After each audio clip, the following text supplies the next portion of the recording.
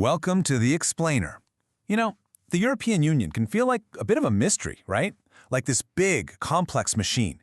But its decisions, they impact everything, from your company's privacy policy to the interest rate on your next business loan. So today, we're prying open that black box and figuring out who's really pulling the levers of power in Brussels. And this is such a critical question. The people and institutions we're about to meet are literally writing the rules for the world's biggest single market. Understanding them isn't just for politicians. No way. It's about spotting risks and, more importantly, opportunities for your career and your business. Let's get you in the know. So before we can meet the players, we got to understand the playing field. What exactly is the European Union? At its heart, the EU is this incredibly unique political project. Look, it's not a country like the United States, but it's so much more than just a trade agreement. It was born from this pretty radical idea, to make another war on the continent totally impossible by weaving its nation's economies and laws together so tightly they could never be pulled apart. Right now, 27 nations are members of this club, and what they've done is agree to pool their sovereignty. That's a fancy way of saying they've given up a little bit of independent decision-making power to gain way more collective clout on the world stage. And the cornerstone of all of this? The single market, which is built on 4 fundamental freedoms: the free movement of goods, services, money, and of course people all across those 27 borders. Okay, time to meet the rule writers. At the very heart of the EU, you've got this legislative engine, often called the institutional triangle. This is where pretty much every single law that shapes business and daily life across the continent gets its start. This table really breaks down that balance of power beautifully. So, the process kicks off with the European Commission. It's their job to propose new laws for the good of the entire EU. But, and this is a big but, for any law to actually pass, it needs a green light from 2 different groups: the Parliament, which represents all of us, the EU citizens, and the Council, where the national governments have their say. It's this constant negotiation between what's good for Europe as a whole and what each individual country wants. You can think of the Commission as the EU's executive branch, its engine room, and its chief agenda setter. Its real superpower is something called the right of initiative. It's the only body that can formally propose new EU laws. That gives it just immense influence. And get this, while each country gets one commissioner, they all have to take an oath to represent the EU's interests, not their own home countries. And this right here, this is the EU's core democratic check and balance in action.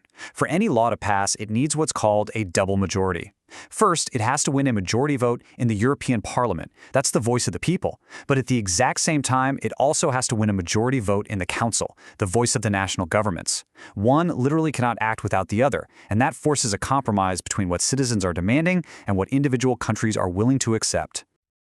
Okay, so beyond that main lawmaking triangle, there are 2 other massive players who wield enormous power in their own special fields: money and law. First up, the European Central Bank, or ECB. Think of it as the guardian of the euro, and by extension, the financial stability that your business totally relies on. Its number 1 mission, above all else, is to maintain price stability. In plain English, that means keeping inflation under control. And what's crucial is that it's designed to be completely independent from political pressure, so its decisions are supposed to be purely economic. So, how does the ECB actually do its job? Well, here's its main tool in action. Let's say prices are just rising way too fast. The ECB steps in and raises interest rates. That makes it more expensive for everyone from the biggest banks to the smallest businesses to borrow money. And the result? People and companies spend a little less, things cool down, and that helps bring inflation back under control.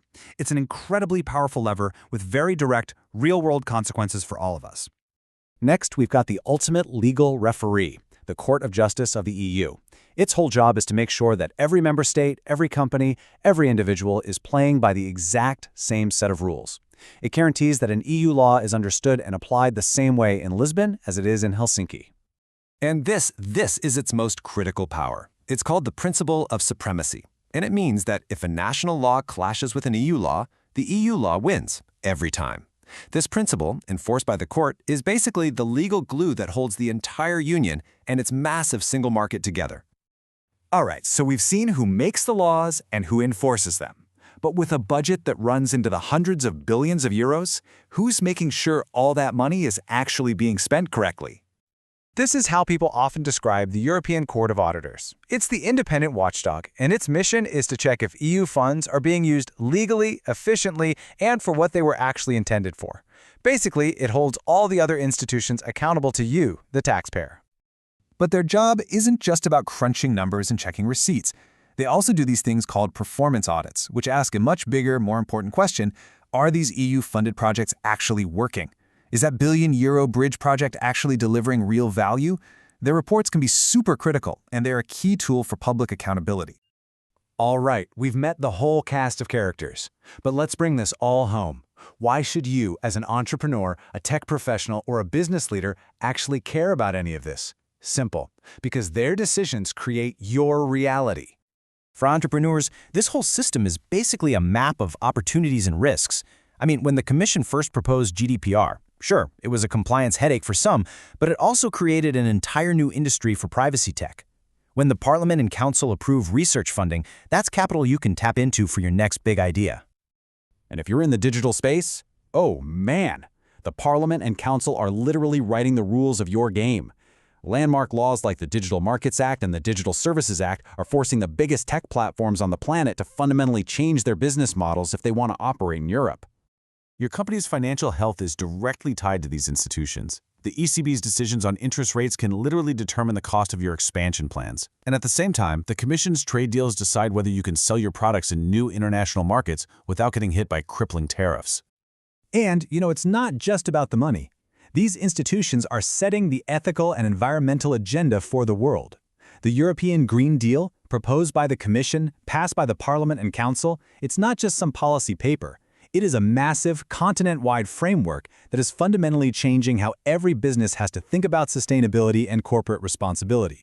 So yeah, from the privacy settings on your phone, to the interest rate on your business loan, all the way to the sustainability targets your company now has to report on, the EU's power players are shaping your world every single day. You know who they are now. The only question left is, what are you going to do with that knowledge?